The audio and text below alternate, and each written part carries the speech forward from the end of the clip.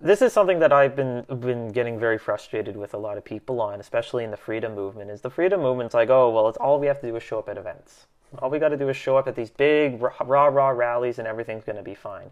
And some people have made some personal connections. Don't get me wrong, but the fact of the matter is a lot of the leaders or a lot of the people that go there, they show up, they think that they're making a difference, and they go home and they never talk to anybody. They never make any real human connections.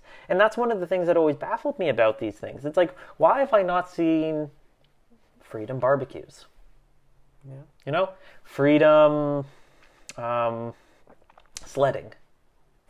No, it sounds silly, but freedom ice skating. Like, those are the types of things where you're not just going there to make a statement.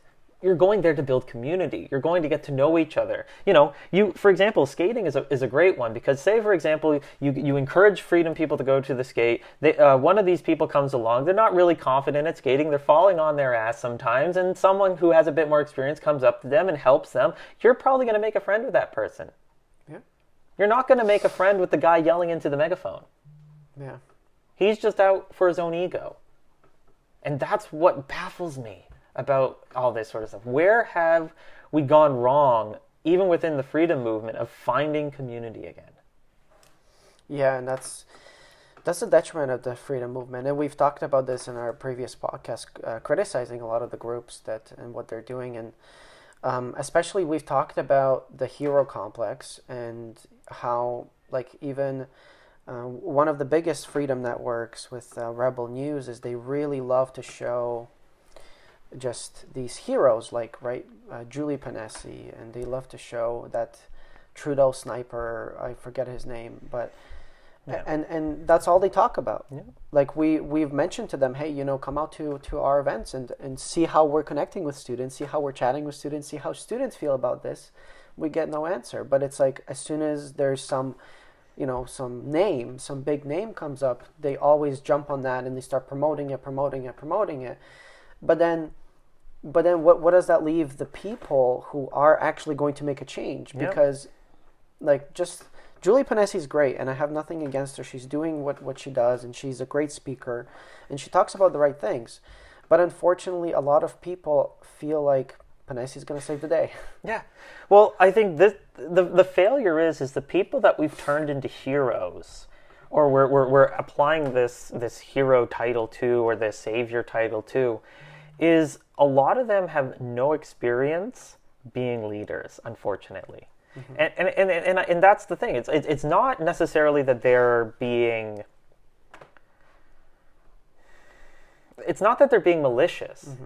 I don't believe people like Ponesse, as you brought up, or even someone like Byron Brittle is inherently being malicious. They're just trying to get along in life. They're just trying to live their lives and do what they think is the right thing to do. And because they're willing to be a voice, they're willing to be so public, they're getting a lot of publicity. And none of them know how to actually be a leader, though, and how to actually be a hero. And that is not by, serving yourself. You have to serve other people and encourage other people to serve themselves. That is supposed to be what a leader does. I'm shocked sometimes that I don't see Ponesse coming out on Rebel and being like, thanks for giving me a voice, but the reality is I need students to start speaking out. I never hear that from their mouths. And I'm like, why? The only thing I can gather is it's ego. And it's not malicious ego. It's not that these people are like, oh, I'm gonna come together and become this popular person. It's that they just don't really know what to say, and they're getting all this spotlight and all this praise and all this limelight, and their egos are getting boosted, and they're responding accordingly. Mm-hmm. The people, though, on the ground need to turn around and go to these people like Ponesse and be like, thanks for what you're doing, but what can I do? And are you going to make sure that you're actually a voice for what I'm doing and encouraging other people around me to also have a voice? Mm-hmm. Because if all you're going to do is self-promote yourself, then I'm sorry, I'm done. Like, this is one of the biggest issues we saw with someone like Jordan Peterson. I bought his book. I own his book. I've read his stuff. I used to be in his class for a portion of time. And the fact is that he is a smart person.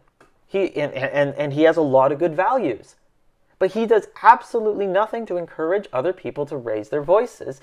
And when things got really tough, when his book became super successful, when he got all this fame, when he got an agent and he had all this stuff, even he became less and less enthused in talking about the important issues. All it became is about when's his next tour? When is he going to talk about his next thing? It all became about him.